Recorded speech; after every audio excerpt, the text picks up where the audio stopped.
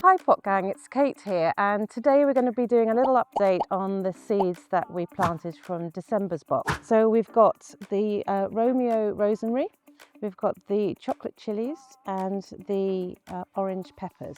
Just to talk a bit about the rosemary to start with, I've already potted some of these on. So this is the original pot of seeds. And these are the ones that we potted on. So I just took 4 of the strongest ones and planted them in here. As you can see, they're doing really well. Rosemary is quite a slow grower, so don't worry if it's taking a while. Obviously, these are from December and they're still relatively small compared to some of the other seeds, like the peppers, for example. So what I'm probably going to do is I'll leave these here for now. I might just pick out some of the strongest ones from these and pop them on. It's up to you really, it depends how many rosemary plants you want to have. If you just want to keep with the 4, that's fine, but I don't really like throwing anything away, so I'll just keep picking out the strongest ones and just keeping an eye on them, just keeping them fairly damp, water from the top, and they'll be very happy in a sunny windowsill. I've actually got them outside in the greenhouse at the moment as well, and they're doing fine out there. So just having a look at the chilies, you can see these are all planted at the same time and they are completely different sizes. So I've only really got this one that would be ready to pot on. The others are still too small.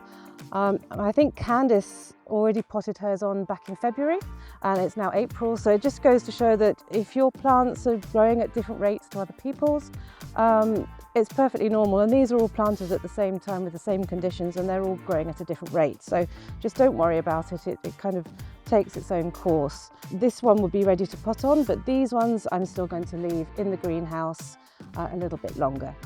So the orange peppers are doing really well. These ones fell over a bit, but they're still growing, even though they're kind of slightly wonky. It doesn't matter, they'll still do what we want them to do. But I think this one is now ready for its first potting on. So what you'll need for that is one of the small pots and saucers if you've ordered them, but you can also additionally order them from the website if you need to. I've already filled the pot halfway up with compost and it's quite damp. Just to get the roots started and embedded really nicely. So what we'll do is we'll choose our healthiest plant, so I think it's this one. I ease them out with a spoon because if you've still got other plants growing in the other pods, you don't want to disturb them by kind of turning them upside down and stuff. So the best way I find is if you just scoop out gently with a spoon. And we want to take all of the compost and all of the root ball out. So we're taking the whole thing out like that. And then placing it in. Now what we want to do is make sure that we've got enough compost in the pot to really support the stem, so we can actually take off these bottom 2 leaves because we don't want them to rot.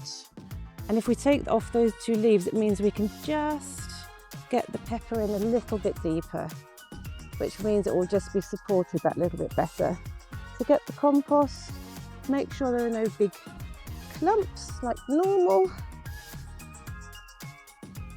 and then we just keep filling it up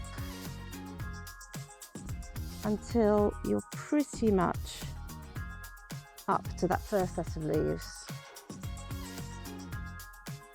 There we go. Even it out, tap it in. It likes to have nice firm roots, so just make sure you pat it down nicely. And there you go. That'll be perfectly happy on a warm windowsill or in the greenhouse. Just watch out for those late frosts and just pop the label on. Now my compost was really wet, so what I'll do is, because it's draining off the bottom, I'll just tip that away and let it drain a bit more, and then that'll dry out nicely, but it doesn't need any more water at this stage.